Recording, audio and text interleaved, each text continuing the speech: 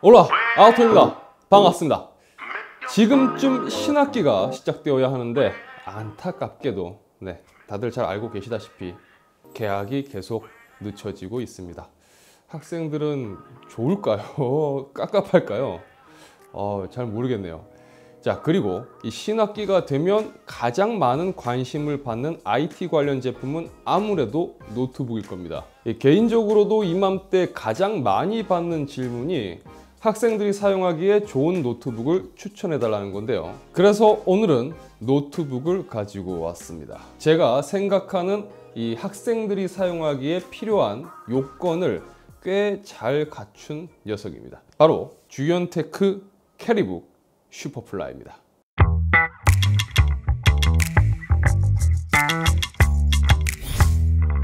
자, 먼저 패키징부터 확인해 보도록 하겠습니다. 이 캐리북 슈퍼플라이라고 되어 있는데 이 겉면을 보면 1.09kg이라고 써져 있고요. 23H라고 되어 있습니다. 그러니까 23시간이라고 되어 있는 거겠죠. 이 박스가 상당히 아담합니다. 일단 박스는 표지에 써져 있듯이 AS 등이 필요하기 때문에 소중히 보관해야 되겠죠. 자, 어댑터가 너무 작습니다. 그동안 봤던 노트북 어댑터 중에서 가장 작은 것 같습니다. 야, 이게 노트북 어댑터가 맞나 싶어요. 너무 작습니다. 그리고 간단한 기능 설명서가 있고 또 CD가 있네요. 최근에 언박싱 했을 때 CD를 자주 본 것 같은데 제발 이제는 좀 USB에 담아줬으면 좋겠습니다. 자, 그리고 융이 있습니다. 마지막으로 노트북입니다. 간단한 스펙 시트를 확인해 보도록 하겠습니다. CPU는 인텔 10세대 i5-10210U가 탑재되어 있습니다. 메모리는 DDR4 2666MHz 8GB가 기본 탑재됩니다. GPU는 내장 GPU를 사용합니다. 디스플레이는 14인치 1920-1080 해상도를 가지는 FHD AAS 패널이 사용되었습니다. 최대 주사율은 60Hz, 시야각은 178도입니다. 세격대는 NTSC 72%, 최대 밝기는 340칸델라입니다. 스토리지는 512GB 용량의 M.2 SSD가 탑재되었고요. 네트워크는 인텔 AX210이 탑재되었습니다. 그래서 와이파이 6를 지원하고요. 블루투스 5.0 버전도 지원합니다. 일단 이 제품은 무게부터 이야기를 해야 할 것 같습니다. 이 공식 스펙상의 무게는 1096g입니다. 그러니까 1.1kg 정도 나간다는 거죠. 제가 직접 측정한 값도 1110g, 그러니까 1.1kg 정도라는 거죠. 상당히 가볍습니다. 제품의 재질이 마그네슘이 90% 가까운 이 합금 재질로 되어 있어서 상당히 견고하면서도 가벼운 특징을 볼 수 있습니다. 디자인은 상당히 심플합니다. 상판에 특별한 디자인이나 로고가 없이 마감되어 있고요. 저는 개인적으로 이게 괜찮다고 생각됩니다. 괜히 이상한 로고 있는 것보다는 차라리 이렇게 깔끔한 게 좋습니다. 디스플레이는 안티글레어 처리가 되어 있어서 빛 반사를 막아줍니다. 그리고 슬림 베젤을 채택해 노트북 자체의 사이즈는 13인치급으로 줄이고 패널은 14인치가 탑재가 되어 있습니다. 1920-1080 FHD 해상도의 AAS 패널이 탑재되어 있습니다. AAS 뭔가 싶으실 텐데 이노룩스라는 패널 제조사가 히타치와 기술 제휴해서 만든 패널을 말합니다. IPS 패널과 유사한데 일단 그래도 정확하게는 AAS 패널이라고 부르는 게 맞겠죠. NTSC 72% 세격을 가지고요. 밝기는 340칸델라, 시야각은 178도. 실제로 확인해 봤을 때도 시야각과 화면 밝기는 상당히 괜찮았습니다. 입출력 단자는 좌측으로 전원 포트와 HDMI 포트 그리고 USB 3.1 젠2 포트가 1개, C타입의 젠2 버전 USB 포트가 하나, 우측으로는 전원 버튼, 마이크로 SD 슬롯, 오디오 콤보 단자, USB 3.0 포트, 그 다음에 켄싱턴 락이 있습니다. 이 키보드는 전형적인 펜타그래프 방식의 키보드입니다. 제가 노트북 리뷰할 때 이 펜타그래프 키보드를 개인적으로 썩 좋아하지 않는다는 말을 워낙 많이 해서 아마 처음 제 리뷰를 보는 분들이 아니라면 아토는 또 키보드 까겠구나 라고 생각하실 텐데요. 예, 맞습니다. 이 또 바닥치는 그 느낌, 제가 별로 좋아하지 않는 그 느낌이 고스란히 펜타그래프이기 때문에 담겨 있습니다. 그럼 키보드 타건음을 들어보겠습니다.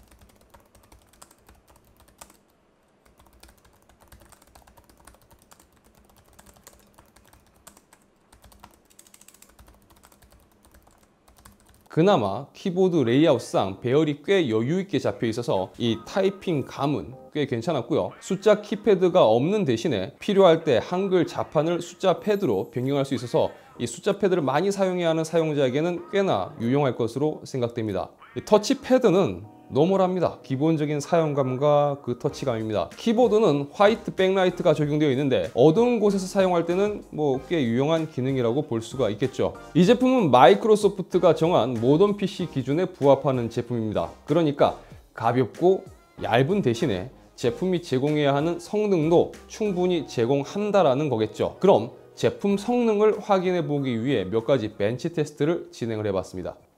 자, 먼저 PC마크 10입니다. 총 점수는 4020점이 나왔습니다. 에센셜 8526점, 프로덕티비티 6719점, 그리고 디지털 컨텐츠 크리에이션은 3079점이 나왔습니다. 자, 다음으로 이게 의미가 있을까 싶긴 한데 3D마크 벤치를 진행을 해봤습니다. 어차피 내장 그래픽을 쓰기 때문에 사실 이 벤치가 크게 의미는 없는데요. 자, 타임스파이는 총 점수 452점, 그래픽 스코어 395점, CPU 스코어는 2691점이 나왔습니다. 자, 다음으로 파이어 스트라이크입니다. 총 점수 1065점, 그래픽 스코어 1190점, 그리고 피직스 스코어는 7615점이 나왔습니다. 자, 다음으로 시네벤치 R20입니다. 10210U는 4코어 8스레드 CPU입니다.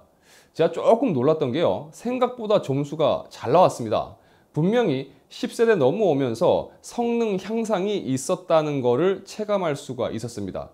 그러니까 이 녀석을 사용하면서 제가 웹서핑이나 동영상 재생, 특히 4K 영상 재생이나 기본적인 작업에 있어서 뭔가 억지스럽게 사용한다는 느낌이 없이 상당히 쾌적하게 사용할 수 있었는데 이 성능적인 부분에서 상당히 좋아진 것을 알 수가 있었습니다. 자, 또 하나 이 제품의 가장 큰 특징이라고 한다면 이 밀리터리 스탠다드 인증을 이야기할 수 있을 겁니다.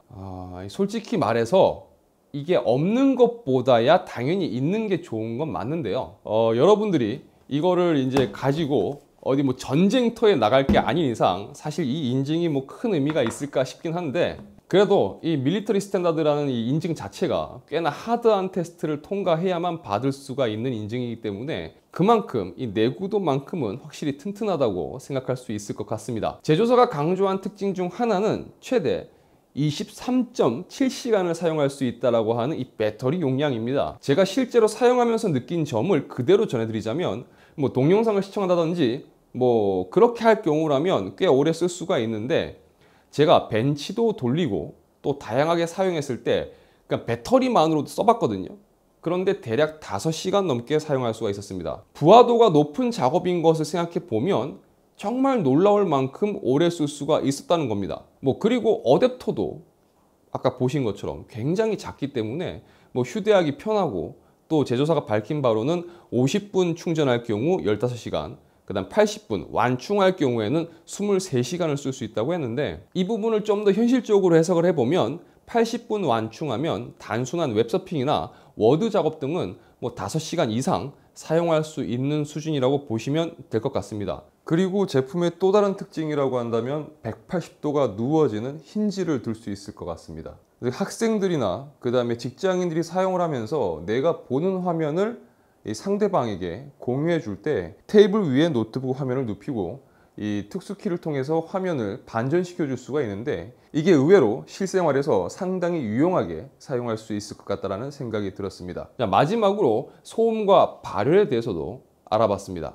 이 제품의 부하를 준 상태에서 팬 소음은 대략 51dB 정도가 나왔고요. 열화상 카메라로 촬영한 이 내용을 보시면 열기가 빠져나가는 모니터 힌지 아래쪽이 43도, 그리고 키보드 좌측부가 41도, 그 다음에 뒤편은 가장 뜨거운 곳이 40도, 그 외에는 한 30도 정도 이렇게 나왔습니다. 어댑터가 51도 정도로 측정되었습니다. 자, 그러면 내용을 정리를 해보도록 하겠습니다. 일단 작고 가볍고 튼튼하고 오래 사용할 수가 있습니다.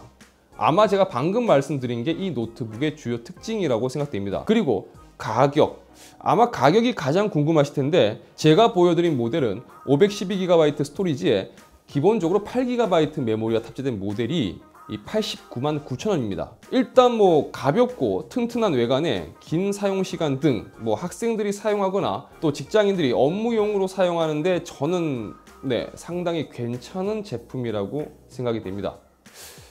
여러분들은 어떻게 보셨나요? 제가 설명드린 제품의 특징과 그 다음에 가격 판단은 여러분들 각자의 몫이겠죠. 자, 이번 영상은 여기까지입니다. 여러분들의 구독과 좋아요는 영상 제작에 큰 힘이 됩니다. 저는 다음 영상에서 다시 인사드리도록 하겠습니다. 시청해주셔서 진심으로 감사합니다. 지금까지 아토였습니다. 고맙습니다.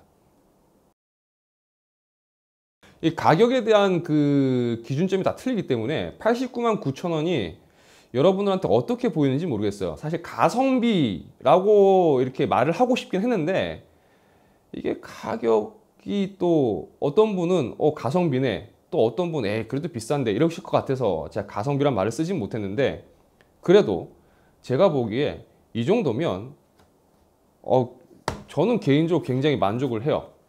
제가 중요하다고 생각하는 부분들에 대해서 거의 다 잘 갖추고 나온 제품이라서 사실 리뷰하면서도 깜짝 놀랐습니다.